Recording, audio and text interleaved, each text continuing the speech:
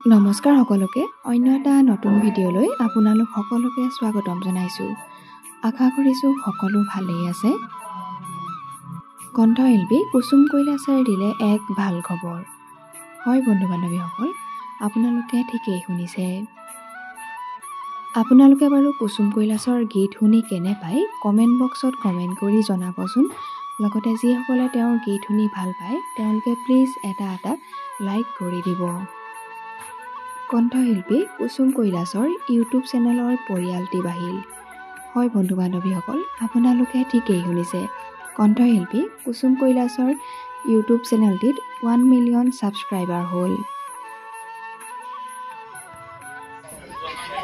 1 মিলিয়নত উপস্থিত হৈছে আমাৰ ইউটিউব চেনেল। আমাৰ কুসুম কৈলাশৰ হৈ গ'ল 1 মিলিয়ন পুৰা সেলিব্ৰেট